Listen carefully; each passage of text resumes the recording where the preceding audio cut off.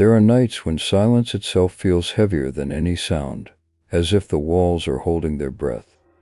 But what happens when that silence is broken by a knock, calm, deliberate, and coming from a place that should be empty? Tonight's episode is about knocking sounds that should never have been heard, echoing from locked doors, sealed closets, and even from inside one's own home. These are not random creaks or harmless noises. They are patterns, steady and intentional, waiting for someone to answer. 3 people, 3 different lives, and each of them faced a knock they should never have acknowledged. As you listen, ask yourself this: if you heard a knock coming from somewhere no one should be, would you dare to open the door? I was 24 years old when I took the night shift at a mid-sized hotel on the edge of town. It wasn't the kind of place you'd see in glossy brochures. The wallpaper in the lobby peeled in spots, the fluorescent lights buzzed overhead, and the carpet carried the faint, sour smell of mildew no matter how many times it was shampooed. But it paid just enough, and the quiet suited me. I figured the hours between midnight and dawn would be uneventful. Time to sip bad coffee, finish homework, and scroll on my phone. On my first week, a senior staff member gave me a warning I didn't quite understand. He pointed at the brass key ring, skipping over one tag as if it wasn't there. "Never go near 403, he muttered, lowering his voice. "Locked for a reason." When I asked why, he only shook his head. Later, another worker whispered that a guest had taken their life in that room years ago, and since then, it had been sealed. Officially, we were supposed to tell people it was under renovation, but the truth hung unspoken in every corner of the building. Most nights were uneventful.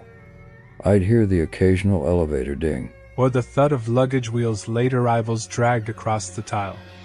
The hotel had its quirks: pipes that clanged when the boilers kicked on, vents that hummed like voices if you listened too long. None of that really bothered me.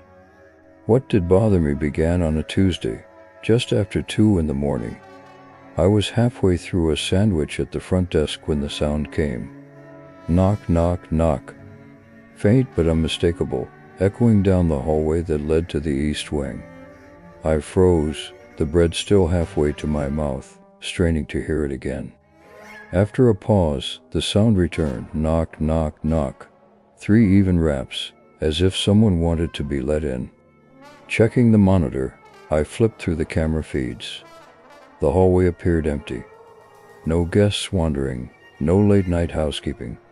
Just stillness, and yet the knocking persisted. Against my better judgment, I grabbed the heavy flashlight from beneath the desk and headed upstairs. My shoes pressed into the carpet with muffled thuds, far too loud in the silence. With every step I took, the knocking grew sharper, clearer, drawing me toward a specific door. When I turned the corner into the east hallway, my stomach dropped. The sound came from room 403. The door looked no different than the others, except for the tarnish on its knob and the way the number plate hung crooked, as if someone had tugged at it violently. The keyhole was stuffed with tape, a crude attempt to keep it sealed. Still, from behind it came the measured knocks, 3 at a time, followed by silence, then 3 more. I stood frozen, the flashlight trembling in my grip. My heart pounded so loudly I could barely tell where the knocking ended and the blood in my ears began. I told myself it had to be the pipes, or maybe a prank from one of the few guests awake at that hour. But pipes don't knock like that. Guests don't vanish from security footage. The air smelled faintly metallic as I leaned closer. My skin prickled with the kind of dread that makes you want to run, but my legs refused to move. And that was when the handle twitched. The brass handle shivered again, this time longer, as though a hand inside the room was testing its strength. My throat turned dry, and the beam of my flashlight wavered against the doorframe. I wanted to shout, to demand who was there, but my voice caught in my chest. The knocking stopped abruptly, leaving only the low hum of the exit sign at the end of the corridor. For a few seconds I thought it was over. Then came a sudden bang. A violent slam rattled the entire door, shaking it in its frame so hard I staggered back. The echo rolled down the hall like thunder. My heart was hammering in my throat, yet some stubborn instinct kept me rooted in place. Against everything I knew about self-preservation, I pulled out the ring of keys. My hands shook so badly the metal jingled like wind chimes. I didn't even think I had a key for 403, but as I slid one into the lock, it turned smoothly, as though the door had been waiting for me. The knob clicked, the door creaked open, and stale air spilled out, thick with dust and something sharp, metallic, like old blood. The flashlight beams swept across the room. There was nothing inside.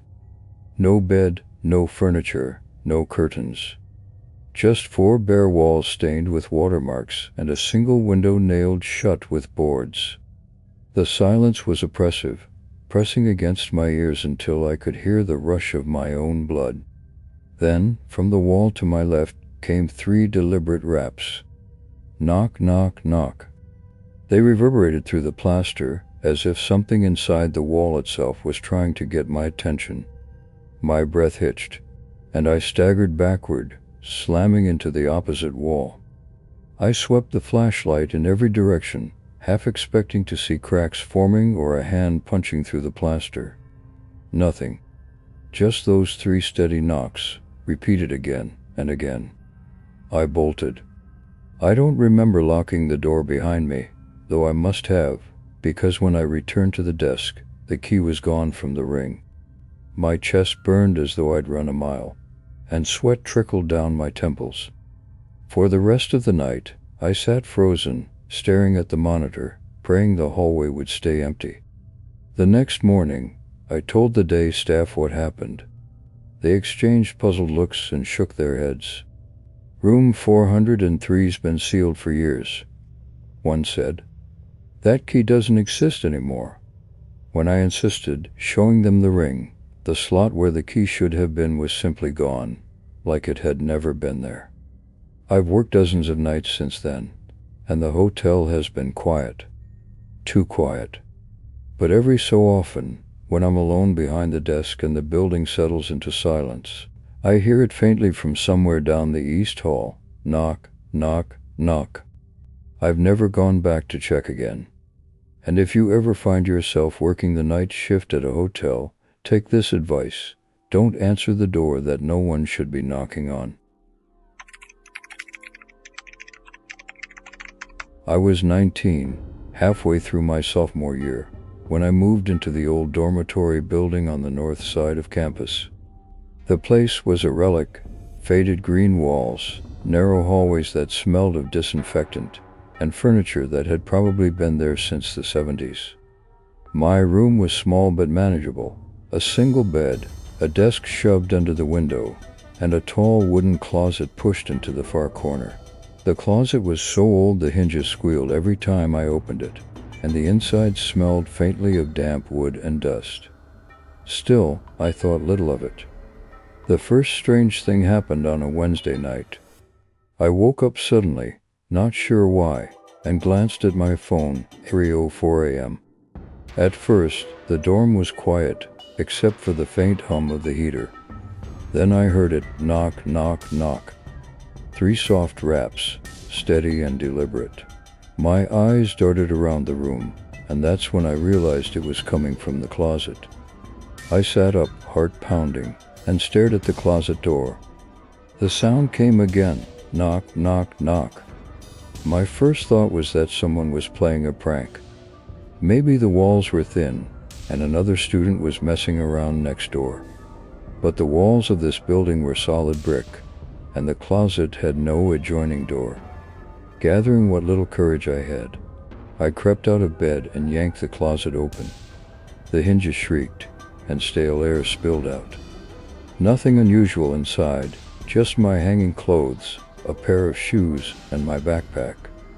I moved things around, even tapped the wooden panels, but found nothing. Shaking my head, I shut the door and crawled back into bed. The next night, it happened again. This time I was awake, scrolling through my phone, when the clock struck 3. Almost as if on cue, the sound began. Knock, knock, knock. 3 precise raps, then silence, then 3 more. I froze, staring at the closet, waiting for it to stop. After 10 minutes it did.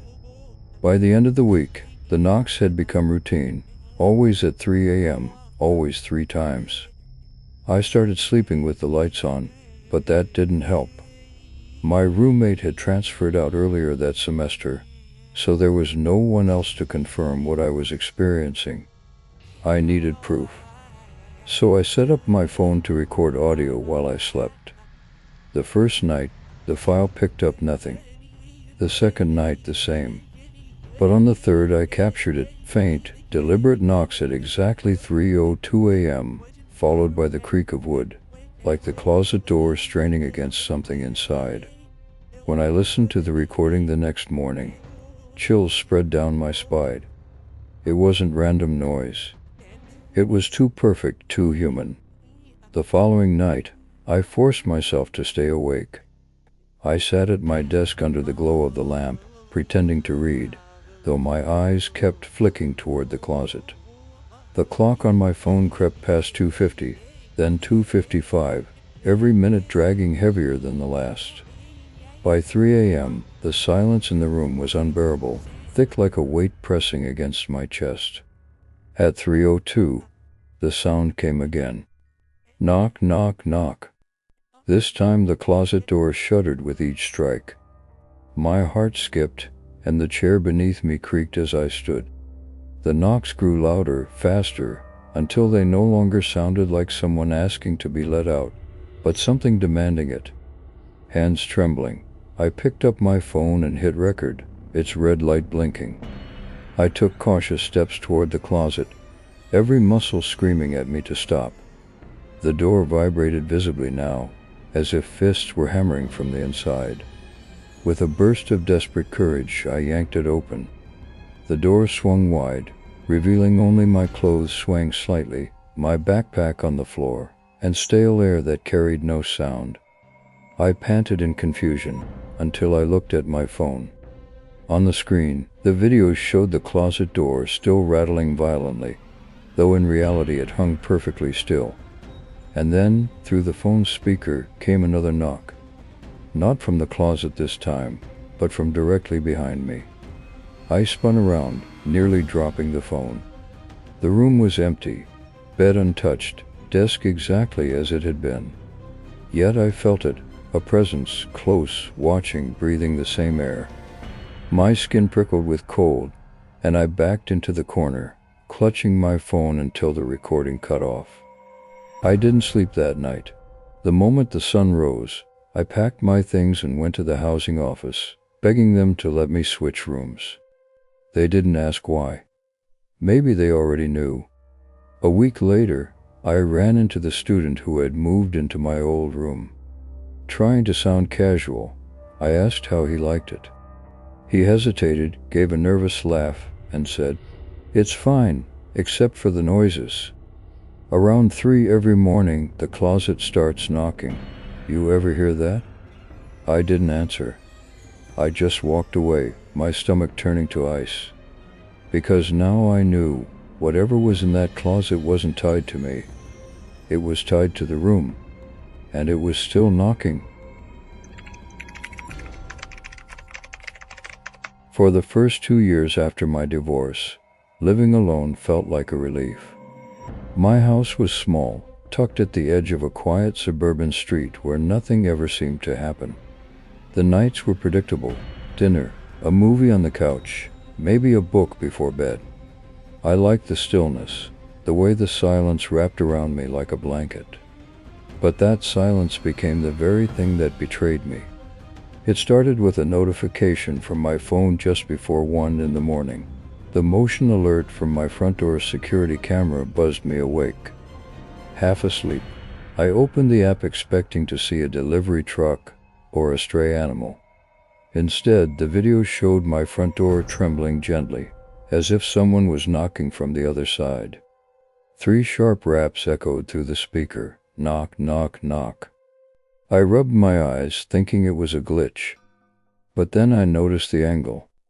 The camera, mounted outside above the porch light, showed the door shuddering from impacts that came from the inside.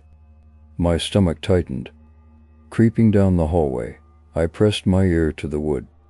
The house was silent, only the tick of the kitchen clock filling the air. I tried to laugh it off, convincing myself it was a tech error. But deep down, something felt wrong.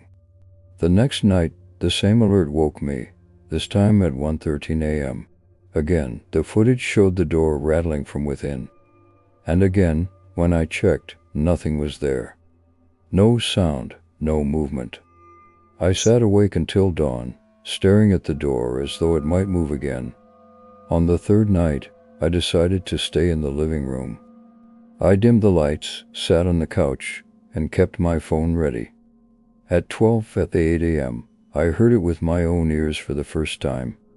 Knock, knock, knock. Clear, deliberate, echoing through the house. The doorknob jiggled, just once, like a hand brushing against it from the other side. My throat closed, and every hair on my arm stood on end. I whispered, "Who's there?" though I didn't expect an answer. There wasn't one. Just another knock. This time it came not from the door, but from directly behind me. I spun around so fast the couch nearly tipped beneath me.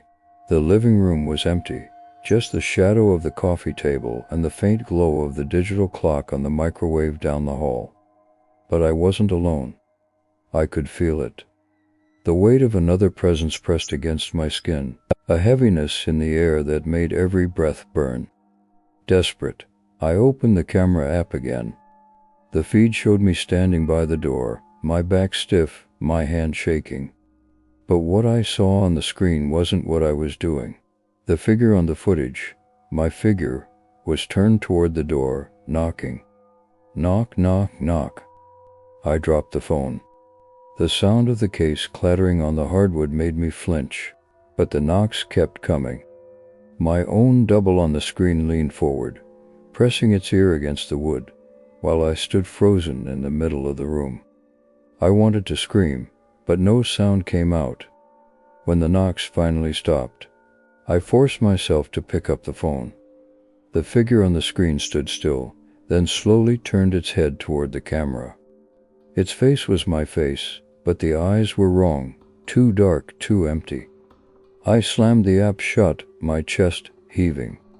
The next morning, I checked the saved file. The video was still there. No glitches, no distortions. Just me, or something wearing my face, knocking on the inside of the door.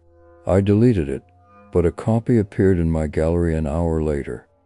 I deleted that one too. By evening, 3 more had appeared, each time stamped at the exact moment I'd heard the knocking. I still live in that house. I've told myself moving won't matter, that whatever it is would only follow me. So I stay, pretending to ignore the sounds that come in the dark. But some nights, when the silence grows heavy and the air feels too still, I hear it again, patient, unrelenting, impossible to ignore. Knock, knock, knock.